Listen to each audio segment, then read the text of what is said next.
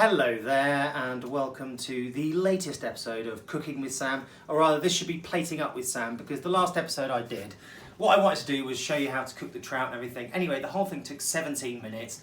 I didn't edit it, it wouldn't upload to Instagram, and it was boring.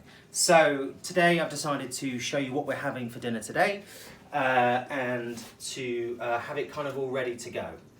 So we went to the butcher's, which is called, I think, number 43.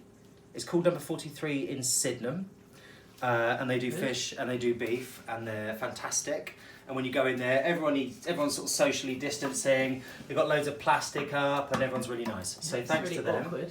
What? Nothing. Yeah, it's super awkward there. Like, you know, you go over to look at something and someone goes, there was that guy in there, and I walked past him and he went like that, and it's kind of like fair enough, but no, it's fair enough, isn't it?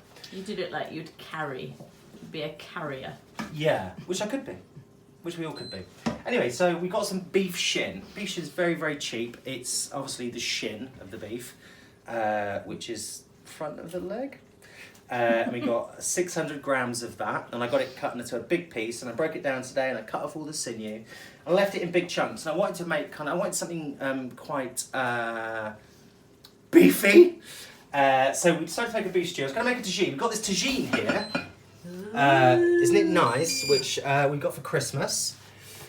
So I've braised, sort of casserole braised the beef there. So obviously I fried off the beef first to give it a good colour.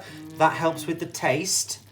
And then it's lots of red wine. There was a bouquet garni of bay, thyme, oregano and rosemary.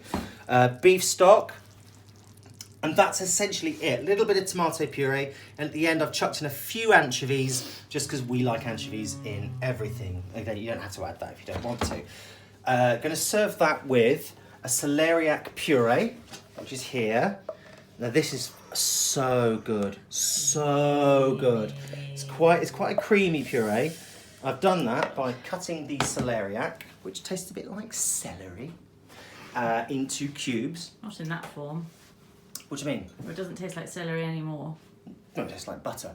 Cut it into cubes, and I put it in the pan with milk and butter and garlic, and cover it in something called a cartouche, which is a round of greaseproof paper, which I push down, and we cook it really slowly. And then you take out what I did anyway, was take out the celeriac, put it into a NutriBullet, because I wanted a really, really fine puree.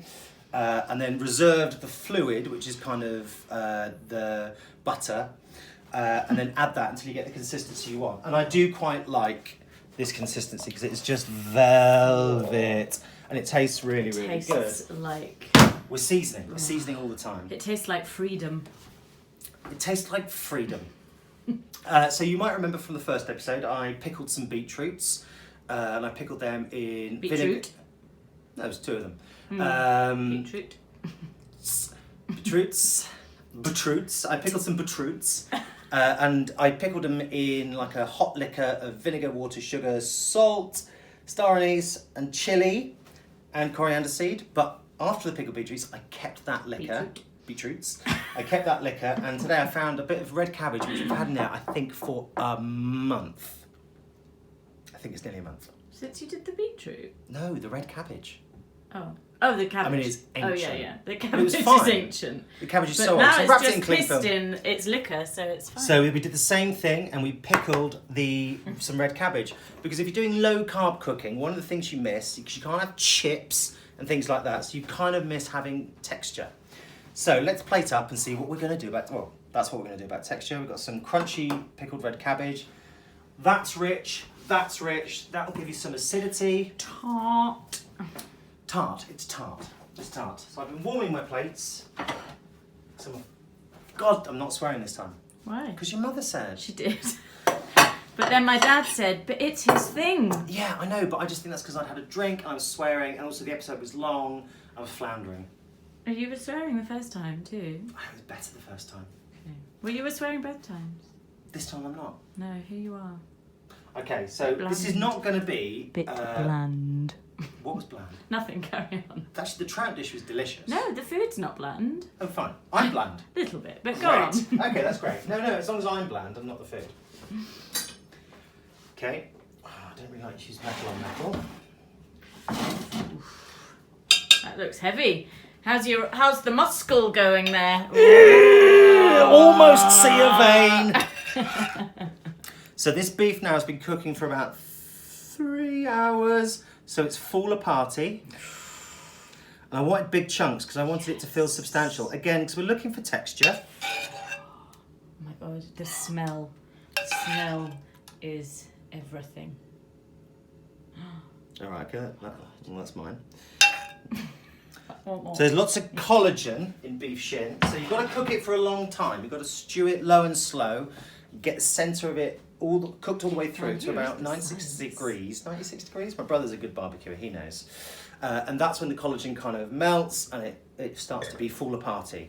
I think if you can look at a piece here, I mean it's bloody hot, but so watch if I squeeze it, like it's just falling apart.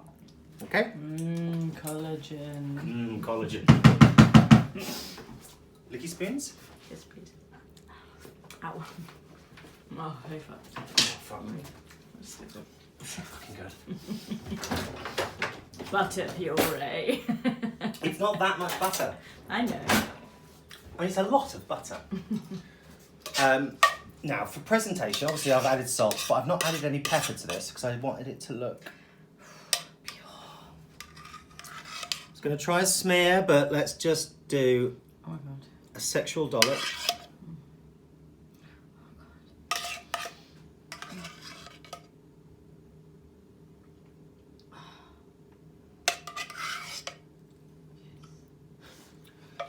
So, we've got our shin of beef, which is falling apart tender, lots of red wine, anchovies, herbs, stock.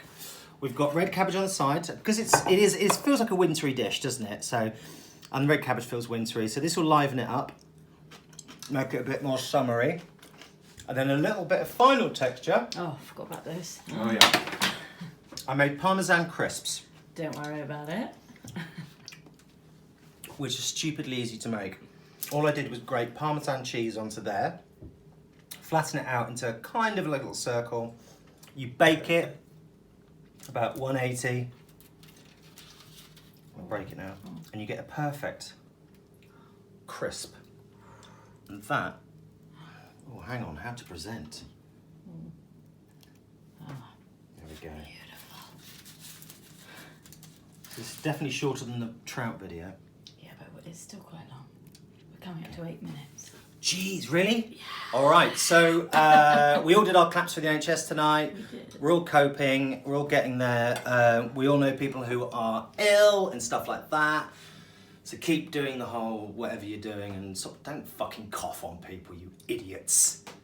And that's it. That's my shin of beef, celeriac puree, Parmesan crisp, and beetroot pickled red cabbage. See you next time. I'll probably make some disgustingly fattening thing for breakfast. Yeah. Bye.